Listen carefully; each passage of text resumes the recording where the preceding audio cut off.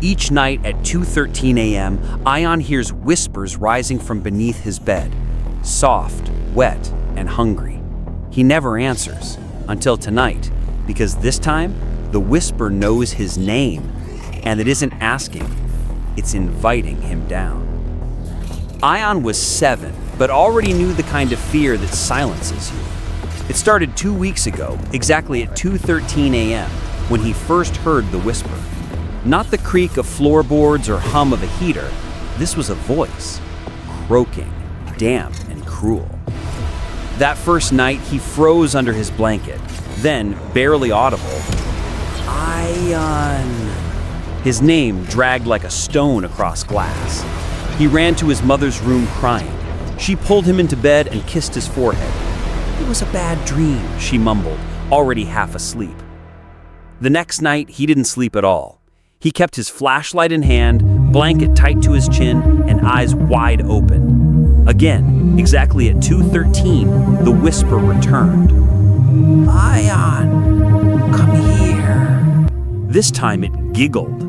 He didn't run. He didn't breathe. Something shifted under his mattress. Weight, slow and deliberate, like someone crawling beneath him. The third night, he tried to stay in the living room. His father scolded him and dragged him back to bed.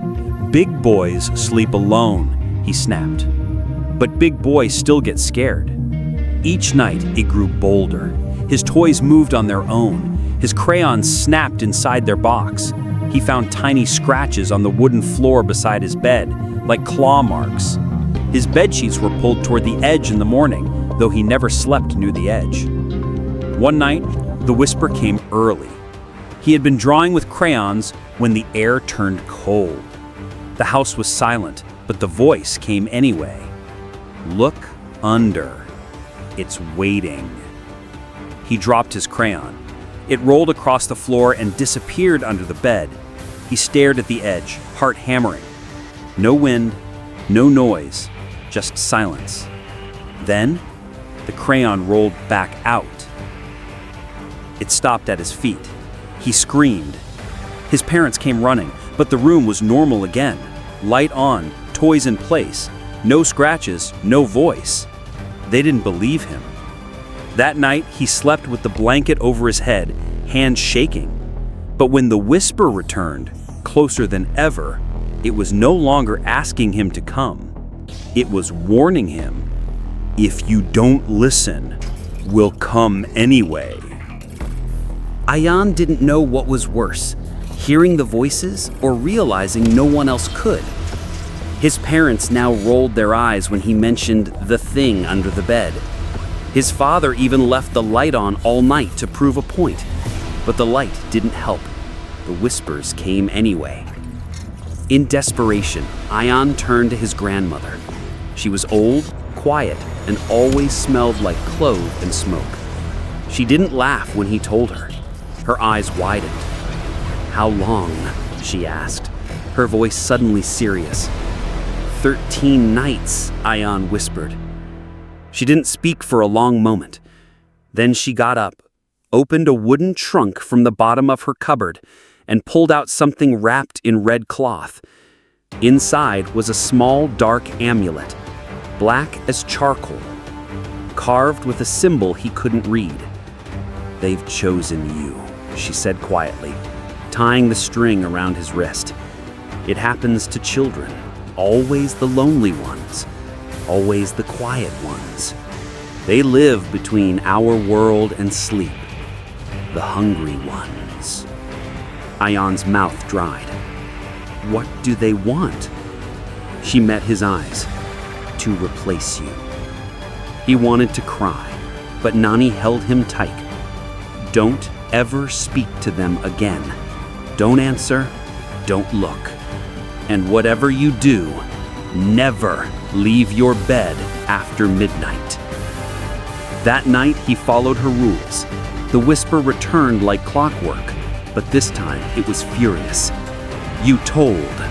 She warned you. She can't save you now." The room dropped 10 degrees. His breath misted in the air. His curtains fluttered without wind. The shadows beneath the bed pulsed, as if breathing. A small gray hand reached out from under the frame. It was thin, brittle, and had too many joints.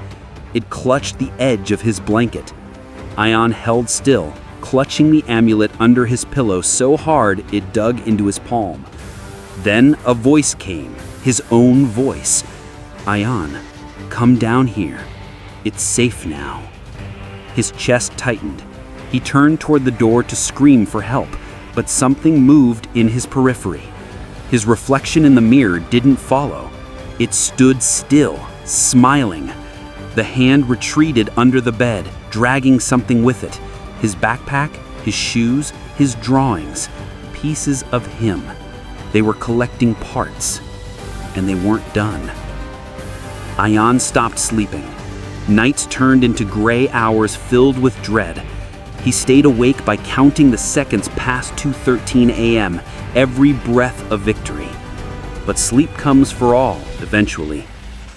And on the 21st night, it caught him. He woke up gasping in darkness, but something was different. The light bulb above his bed didn't flicker. It was gone. Not broken, not burnt, gone. Wires exposed like veins. Then he noticed the silence. No whispers, no scratching, no breath. Just nothing. He sat up, confused, until he saw it. His body lying in bed, perfectly still. He was under the bed, on his back, looking up. Panic hit him like cold water. He tried to scream, but his voice was just air. The mattress above pressed down as if weighted by stone. The smell, damp earth, rotting leaves, something animal, filled his nose. Above, Ayaan stirred. The thing in his bed yawned, stretched, and sat up. It looked just like him, but when it turned toward the mirror, its eyes were wrong, black, oily, blinking sideways. It smiled, wider than humanly possible. Then it spoke, his voice. "Mom." Footsteps. The door opened. Ayaan writhed silently, arms pinned by unseen hands. He could feel others beside him in the dark, small shapes, children. Their hands brushed his face, touched his chest. Some wept, others whispered, "We tried to warn you. You're one of us now. Shh, she's coming." His mother entered, smiling gently. "You're up early, sweetheart," she said to the imposter. "No more bad dreams?" "No," the imposter whispered. "I feel great." She laughed and kissed his forehead. "That's my boy." The door shut again. Ayaan stared up through the slats of the bed frame, blinking back tears. He could still feel his body above, still feel her touch, but he was already slipping. His heartbeat no longer matched the one in the bed. He tried to move again, but something held him. Dozens of thin hands wrapped around his arms, legs, throat. The voices came again. "We took your name, your face. Now we take your place." A cold finger pressed against his lips. "Shh." And in the silence, he felt himself begin to fade. They never found out what really happened to Ayaan. The boy in the bed never gave them a reason to worry. He smiled, ate his meals, did his homework. But sometimes he would just sit there, still as stone, staring into the corners of the room, listening. The whispers never stopped. Not for him, not for the next child. Because once the shadow under the bed takes one of you, it wants more. It mimics the child perfectly. Voice, habits, even fears, so no one suspects. But slowly it spreads.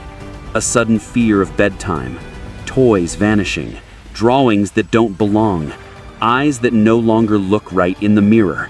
And at 2:13 a.m., the whisper moves to a new room, a new name, a new bed. The real Ayaan still lingers in the dark, beneath the mattress. trapped in the narrow space between this world and whatever's waiting below. He doesn't scream anymore, just watches and waits. So the next time your child says they heard voices under the bed, don't laugh, don't scold. Look, because once they answer back, they don't come back.